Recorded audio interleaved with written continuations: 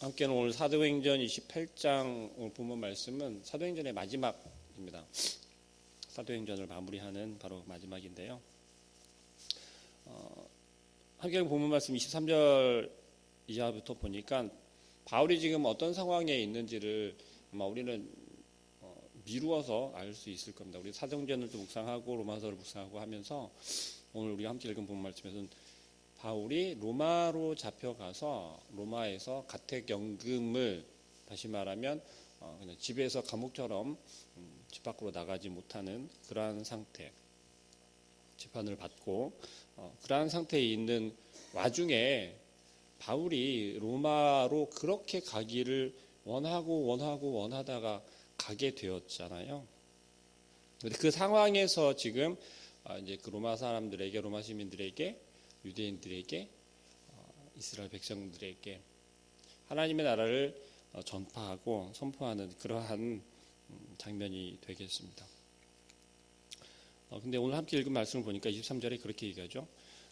날짜를 정하고 그가 유숙하는 집에 많이 오니 어떤 사람들이 바울이 가택연금을 당하고 있었으나 그곳에 사람들이 드나들 수는 있었던 것 같아요.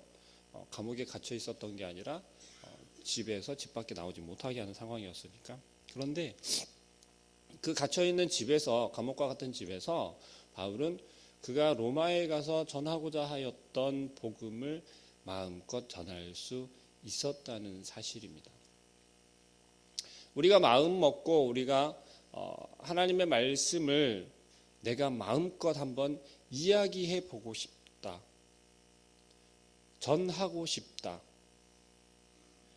내 이웃들에게, 내 이웃들이 모여있는 곳에서 혹은 그들이 모여있는 그 무리들 속에서 내가 예수님의 이름을 혹은 오늘 바울이 이야기한 것처럼 하나님 나라를 마음껏 전하고 싶다라는 마음은 우리들 마음속 누구나 아마 다 가지고 있을 거라 생각합니다. 그런데 바울은 생각만 하고 있는 것이 아니라 그것을 직접 실천하고 있었다는 거죠. 그것도 어디에서였냐면 바로 로마 중심에서 그랬다는 거죠. 무엇을 이야기를 하냐면 도저히 전할 수 없는 그러한 상황 가운데서 그 속에 들어가서 담대하게 당당하게 외쳤다는 거예요. 우리들에게 주어지는 환경은요, 너무나도 가능하고 불가능한 것이 없고 우리가 할 만한 그러한 환경과 형편이 되어지기를 바란다는 것이죠.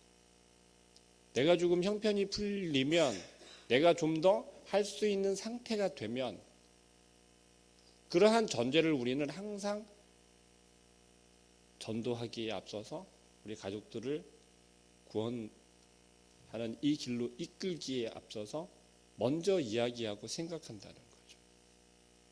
나는 지금 환경이 되지 않으니까 이 환경이 조금 풀리면 그때 하겠습니다. 이것은 무슨 말이에요? 해야 하는 것을 몰라서 안 하는 것이 아니라 해야 하는 것을 알고 있지만 내 문제가 먼저 해결이 되면 내가 그것을 행하겠다라고 이야기하는 것입니다.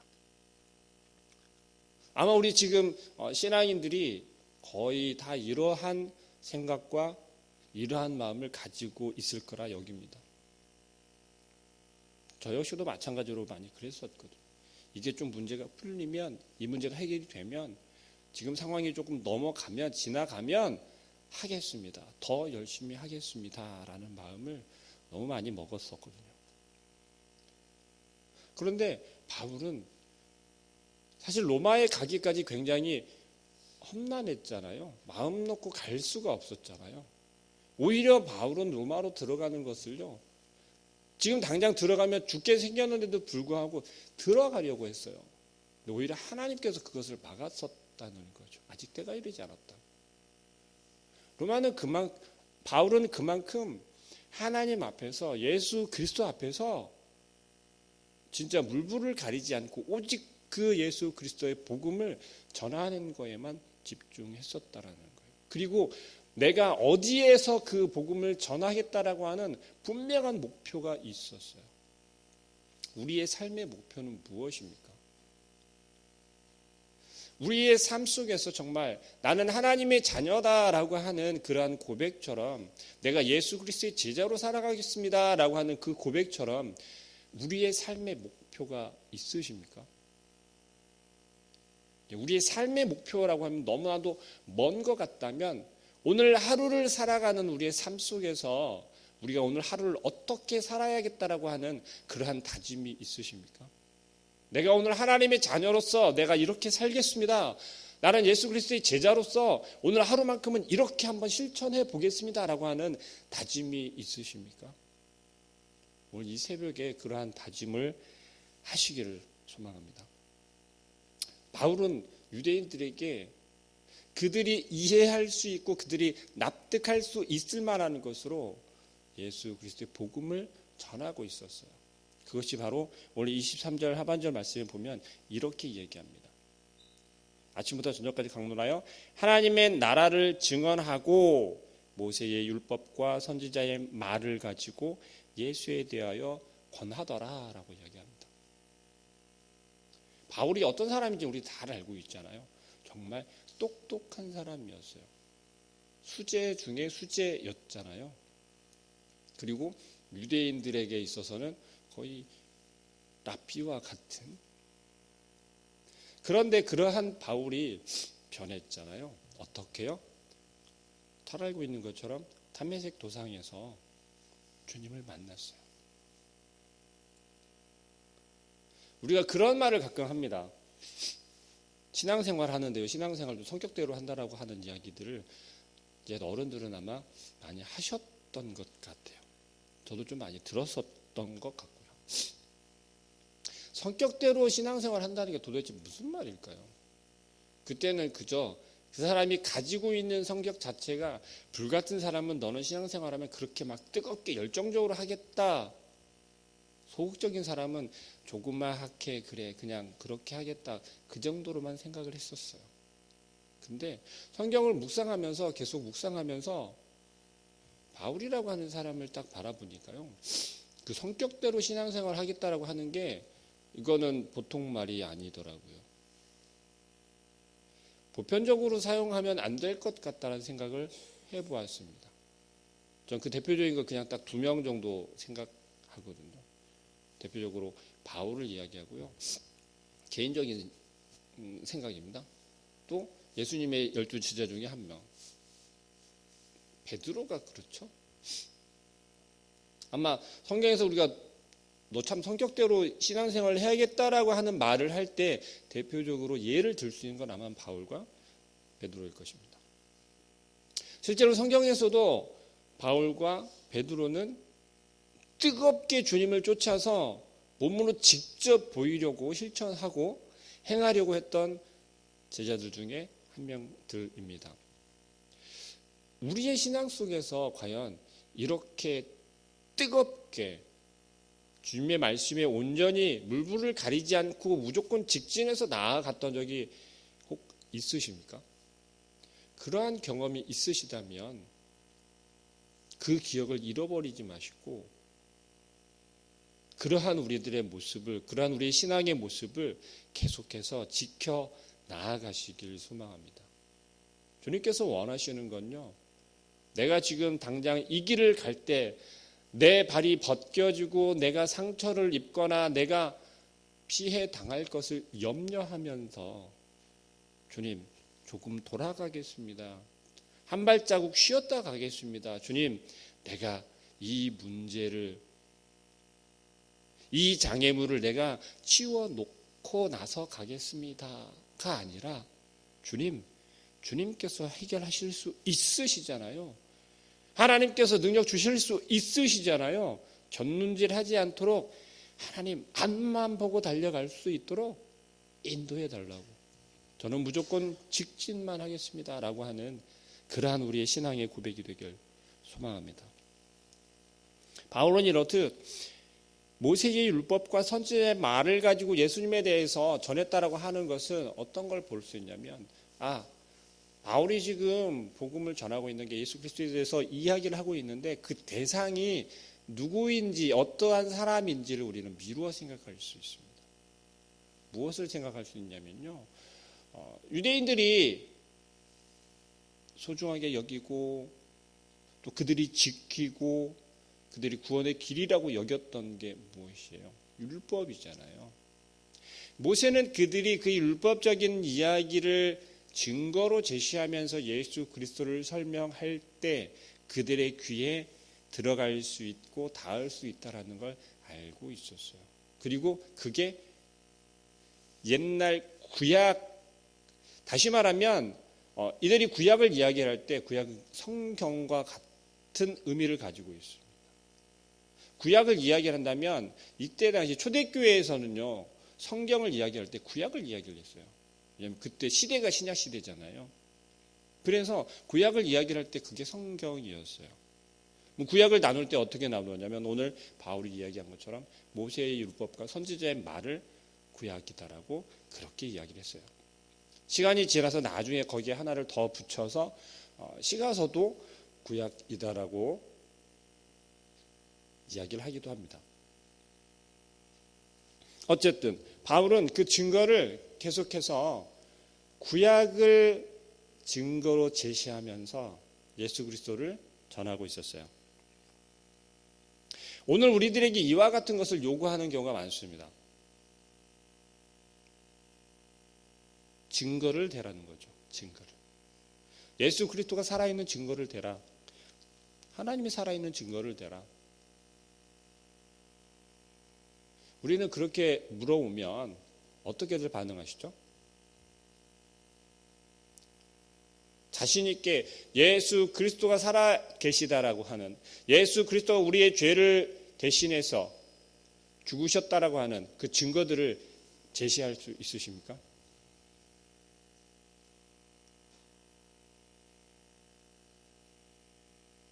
담대하게 제시하셔야 되잖아요.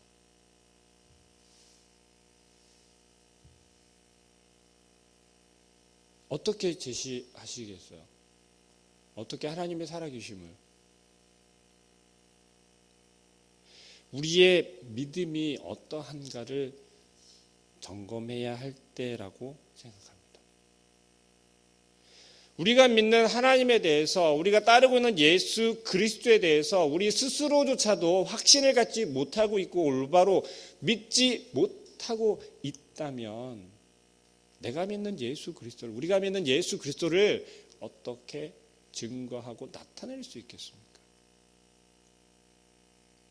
예수 그리스도의 살아계심과 하나님의 역사하심은요, 우리 개개인의 삶을 통해서 바로 증거된다는 사실을 우리는 기억해야 할 것입니다. 다시 말하면 교회에 다니고 있다, 하나님을 믿고 있다, 난 예수 그리스도를 믿는다라고 외치고 고백하고 그들에게 선포하는 우리들의 삶 속에서는 세상 사람들이 바라보면서 느끼지 못하는, 가질 수 없는 기쁨과 감사와 평안이 우리의 삶 속에서 나타나야 한다라는 거예요. 보여주어야 한다라는 거예요. 그렇게 우리가 살아가야 한다는 것입니다. 그게 어떠한 삶입니까? 순종의 삶이잖아요. 순종하는 삶이잖아요. 바울이 예수님을 만나고 내가 예수님을 잘못 알았습니다. 내가 오해했었습니다. 정말 구원에 이르는 길은 오직 예수 그리스도밖에 없습니다. 죽음에서 부활하셨고 하나님 나라 보좌에 앉으신 그 예수 그리스도를 내가 오해하였고 오히려 내가 핍박하였던 것을 진심으로 회개하였던 바울처럼 우리의 삶에서 이제 오늘 하루의 삶에서 이제는 내가 하나님, 주님께서 나를 위하여 죽으셨고 피 흘리신 그것을 내가 오해하였고 잘못 생각하였고 내가 내 마음대로 여겼던 것을 진심으로 회개할 수 있는 그런 우리 모든 성도님들이 되기를 소망합니다. 말씀을 듣고 우리가 묵상하였다면 그 말씀대로 되어질 것을 믿고 그 말씀이 나의 삶 속에 능력이 되고 내 삶에서 역사할 것이라는 확신과 믿음을 갖기를 소망합니다. 오늘 바울이 이야기하잖아요. 바울이 설교한 그 말씀을 듣고 믿지 못한대요. 그러면서 이렇게 이야기를 하잖아요. 너희가 듣기는 들어도 도무지 깨닫지 못하며 보기는 보아도 도무지 알지 못하는 도다라고 이야기를 해요. 얼마나 탄식하는 이야기입니까? 답답한 이야기입니까? 누구에게 하는 이야기예요? 바울이 지금 이 이야기를 하는 것은 유대인들에게 하는 이야기입니다. 유대인들의 머릿속에는 지금 어떤 게 가득 들어 있습니까? 모세의 율법과 선지자의 말이 가득 들어 있었던 거예요. 꽉 차 있었던 거예요. 그 속에 예수 그리스도라고 하는 구원의 길은 그들의 머릿속에, 그들의 마음속에, 생각 속에 들어갈 수가 없었던 것이에요. 왜요? 그들이 생각하는 구원에 이르는 길은 모세의 율법과 선지자의 말들을 잘 지켰을 때 그들이 구원받는다라는, 하나님의 나라에 들어갈 수 있다라고 하는 잘못된 지식을 가지고 있었기 때문에 우리들의 마음속에, 우리들의 머릿속에 혹 주님의 말씀이 이렇듯 이루어질 수 없고 그저 지식으로만 우리가 생각하고 이 유대인들처럼 듣기는 들어도 하나님 나라의 말씀으로 듣는 것이 아니라 그저 문자에 지나지 않는, 그래서 지식으로 차곡차곡 쌓아가면서 내가 성경을 많이 알고 있다라고, 내가 하나님을 많이 알고 있다라는 착각을 하게 하는지 하지는 않는지 우리가 고민해 보아야겠습니다. 사도행전 이 앞에를 통해서 우리가 읽은 28장 앞에 9장에서부터 11장에 보면 바울이 어떻게 회심하였고 바울이 어떠한 사람이었었는지에 대해서 잘 설명하고 있습니다. 이것은 뭐냐면요, 유대인들에게 지금 이와 같이 이야기를 하고서 나도 그렇게 미련한 자였고 나도 너희와 똑같은 자였다라고 하는 것을 이야기를 해요. 전혀 다른 사람이 아니었고 나도 너와 같은 사람이었고 나도 너와 같은 삶을 살았던 자이지만 예수 그리스도를 만남으로 내가 이렇게 변했고 그것은 진짜가 아니고 가짜이며 진짜는 예수 그리스도를 믿는 그 믿음이다라고 하는 것, 그것을 통해서 하나님 나라에 들어갈 수 있다라고 하는 것을 바울은 강하게 설교하고 있다라는 것입니다. 하나님 나라에 대해서 누가복음을 읽어보시면 거기에 설명이 참 잘 되어 있습니다. 누가복음에서 하나님 나라에 대해서 강하게 이야기를 하고 있어요. 근데 사도행전에서도 보면 하나님 나라에 대한 이야기가 후반부, 지금 거의 사도행전이 끝나는 무렵, 오늘 특히 28장 이 부분에 대해서 하나님 나라에 대해서 바울이 이렇게 설명을 하고 있습니다. 그런데 결국 바울이 이야기하고자 한 것은 하나님 나라였던 거예요. 예수 그리스도의 복음을 통해서, 예수 그리스도의 이 복음을 통해서 바울은 이렇게까지 표현해요. 예수 그리스도의 진짜 복음을 통해서 하나님 나라에 우리가 들어갈 수 있다라고 하는 것. 오늘 하루를 우리가 정말 하나님 우리에게 말씀하여 주시고 그 말씀하시는 말씀이 오늘 하루를 살아가는 우리의 방향이 되고 이정표가 되고 표대가 되어서 그 말씀을 순종함으로 우리가 맛볼 수 있는 기쁨에 대해서 바울이 얼마나 큰 기쁨을 맛보았으면, 얼마나 큰 기쁨을 보았으면 단번에 회심하였겠냐는 거죠. 우리도 그러한 말씀을 들을 수 있고, 아니 이미 들었잖아요. 그러면 우리가 그 말씀을 전할 수 있잖아요. 우리가 만난 예수 그리스도를 전할 수 있잖아요. 증거할 수 있잖아요. 100마디 말보다 한번 보는 게, 만지는 게 더 확실하다고 하잖아요. 우리를 통해서 내가 만난 예수 그리스도를 보여줄 수 있잖아요. 우리의 삶에서 내가 예수 그리스도 말씀을 따라서, 하나님의 말씀을 따라서 그 말씀에 순종하여서 그 명령에 순종하여서 오늘 하루가 기쁨이 넘치며 하나님 앞에서 감사할 수 있는 그러한 삶이 되길 소망합니다. 우리 함께 기도할게요.